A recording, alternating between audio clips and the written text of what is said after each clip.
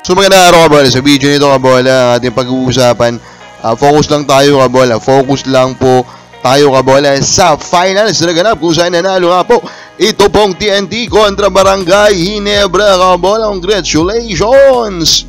Sa mga hindi pa nakasubscribe, pakipindot naman po yung subscription button. Comments muna tayo ng mga fans. Joel Dos Guzman, shout out idol, watching from Jeddah, Saudi Arabia. Kumusta ka bayan? Nakisali ka din ba sa no remittance po nila? Malyari Mascarinhas, pa-shoutout naman idol. Thank you so much. Pa-shoutout sa Ronald Berbusinat. Freddy Sagop, pag rumor, walang katiyakan. Kaya nga po siya rumor, di ba? Kabola, rumor lang. Then Ismail Lampong, targeting na TNT. Dapat siguro sentro din. Matanda na si Kelly. Paano yan kung mag-retiro na? Of course, yun yung mga kailangan nilang pag-isipan. Kabola, pero right now, ang kanilang focus dapat is regarding nga po dito sa kanilang tsansa na magkaroon po ng Grand Slam. Bates for Eram, sabi ni Ronald Dolencio kabola, lahat naman yan po is possibility kabola. So, TNT versus Ginebra, taas mong kamay mo, i-like mo itong video na ito kung nag-enjoy ka sa Game 7 kabola. Kung nag-enjoy ka dito po sa series ng Ginebra versus TNT kabola. It was a fun series and this Game 7 will be remembered for a few years kabola. It's one of the most entertaining Game 7 ever kabola. It was really a defensive match up down to the brink kabola. The defense there kabola, hindi lang kamalas-malasan.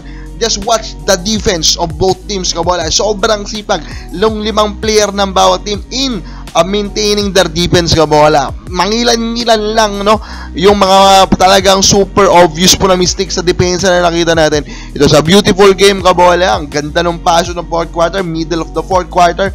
Lamang ang Ginebra kabola. Umabol ang TNT, naitabla po ni Justin Brownlee kabola. And then TNT won it in overtime even though RHJ was hobbled kabola. It was a beautiful win for TNT. They showed they have the heart. They showed that they want it more. Kabola, klaro yun, di ba? Kahit mga Ginebra fans, nakita yun, di ba? Kahit mga Ginebra fans, sabihin mo, kitang-kita na mas gusto po ng TNT na mag-champion kaysa po Ginebra, kabola. And now, that questions now, punta muna tayo sa Ginebra. Ano na, kabola, di ba? Entering this tournament, kakapasok ni Troy Rosario. Entering this tournament, naging healthy po si Jamie Malonzo, kabola. Entering this finals, walang Jason Castro yung TNT. Pero still, Ginebra failed. Ang sakit niyan, kabola. Nakita nyo ba? Si Boss Al Francis Chua, uwi siya agad di ba? Punta agad siya ng locker room after, kabola, di ba?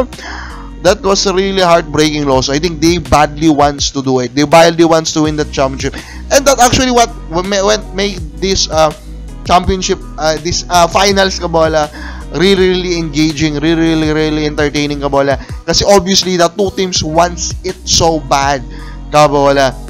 And now Ginebra is back again to the drawing board. They will now enter the Philippine Cup kabola without the Justin Brownlee kabola. Now the question is, what now kabola?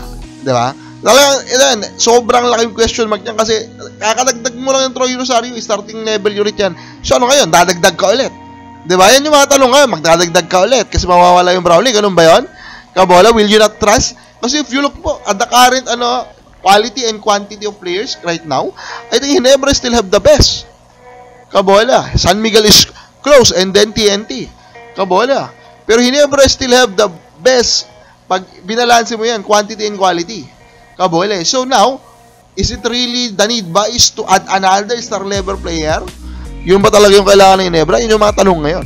For TNT now, kabola, they are one championship away from a Grand Slam. I think, nadagdagan yung fans nila because of this finals kasi grabe yung pusong pinakita nila. Legit yun. Kabola, yeah. He was one of the reason why this finals is very entertaining. Diba? JP Aram. Kabola. Pero overall, they will enter the Philippine Cup with a big hole still. Walang Castro kabola. Mawawala na sa RHJ kasi all Filipino na siya kabola. So they also have a lot of question mark. What will they do?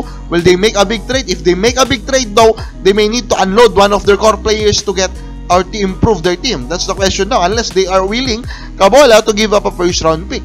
Diba? Will they now try to ask Mikey Williams to return? Mga ganyan po na usapan.